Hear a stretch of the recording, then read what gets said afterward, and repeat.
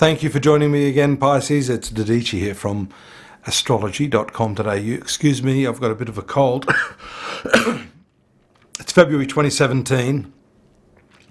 And look, the first thing I notice in your horoscope this month is the passing of that very intense Mercury-Pluto conjunction, which has taken place in your 11th house of friendships, networking connections, that type of thing.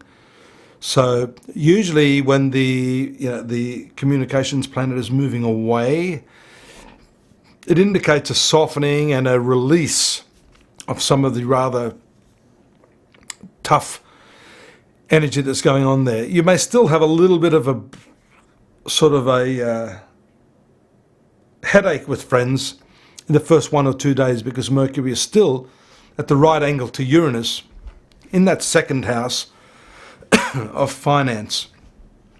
We see it moving to the 12th house in your horoscope, which will then join the Sun, which happens to also be in the 12th house at this time of the year. Mercury's movement into this 12th house takes place on February 7. Just before that, Venus, which has been in your sun sign on the 4th, moves to the second house of finance. So there's a lot of energy there. And by the way, there's a perfect conjunction of the Moon and Mars in this second house. So the second house is all about your money, your income, your finances, what you value. And it's usually regarded as that part of the horoscope wherein money is received.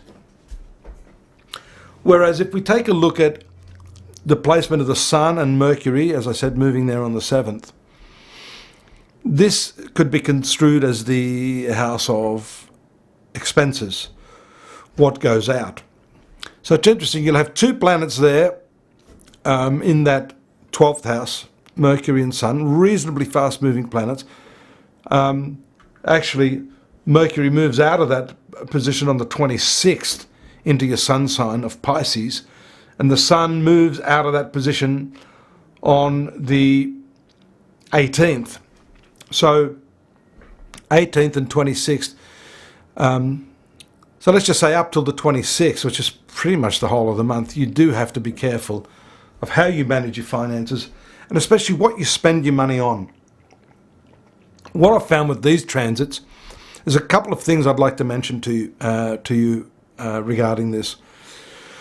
One is the sheer generosity where you get carried away in the moment, you're in a social circumstance, 2 or 3 friends, and all of a sudden you just have a whim to pay for everyone. Yes, that can happen, especially if you've had one too many gin and tonics. So keep a lid on the generosity. It doesn't mean you can't share your resources or your wealth with others, but you must be careful to do that in the context of the bigger picture of where your finances are actually at. The Moon and Mars together in the second house is also interesting because that can show a volatile circumstance where your income is destabilized, and that's also more pertinent because the unexpected, sudden, abrupt Uranus is there, been there a long time, is likely to stay there quite a bit longer too, as we've talked about in the past.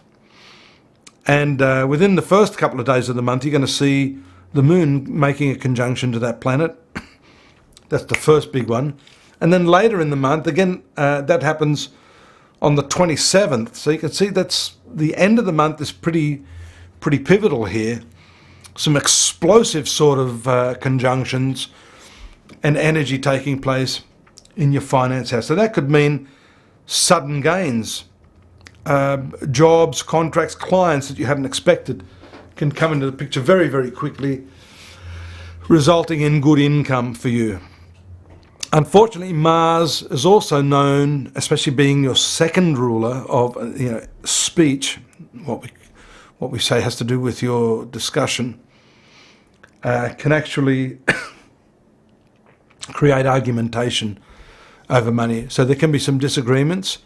You may be owed money that's not paid, which could result in some bickering or disputes. And that's possible too with your employer, as Saturn not particularly friendly to your sun sign, is still and will still transit the 10th house of your profession up until December 2017. So you've got to be a step ahead of all of this, Pisces. Make sure you've got all your finances in order. It's nice to see that on the 4th, Venus moves into this area. It's a softer energy. It's likely to bring with it a pacifying influence in those areas that I just mentioned where you may not be experiencing agreement with others. But I also said there's a second thing about the Mercury and the Sun in the 12th house, and that is the Sun being the government planet, the planet ruling the government. It's often seen that the Sun and Mercury transiting together in the 12th house can result in taxation problems, fines from the government. That can also indicate speeding fines. We have to take these transits loosely. So you need to live your life by the letter of the law throughout this coming 1 month period. And also make sure all your taxes are paid up to date. Superannuation is included in that, and if you're an Australian. I'm not sure what it's like there in the US and some other countries, but pardon me, if there's some compliance that's necessary, these are the areas where if you lax or you take your eye off the ball, you may find yourself in hot water down the track. I'm not saying that this is a willful sort of evasion of tax, but it could just be that you're so busy, you forget, or your tax agent or your accountant hasn't done the right thing. So you need to be a step ahead of all of that and make sure you take control of it through this month. Mercury, the planet that I've been talking about, is ruling your marital sector, and that is the one that moves into this 12th house on the 7th. That can show a bit of a low-key period where your partner is not so amenable to socialising or to even communicating with you too much. So don't force the hand on that. Just give them the space and the respect that they need to just do what they have to do to get themselves in the right headspace. And that will definitely help you to cement your bonds and your relationship with them. This is just a snippet of what's going on in context of the whole 12 months. I've written up your horoscope, Pisces, for 2017, all facets of your life. There's around maybe 3,500 words there, so there's quite a bit there, absolutely free. And don't forget, we've got the more detailed analysis of your month of February there at astrology.com.au. So do please join me there, take a look at what's happening. We've got a new look site there, which I think you'll enjoy. And by all means, if you need to contact me, you know where I am. You can just send me an email. Look forward to your company next month. Till then, take care. God bless. Bye-bye.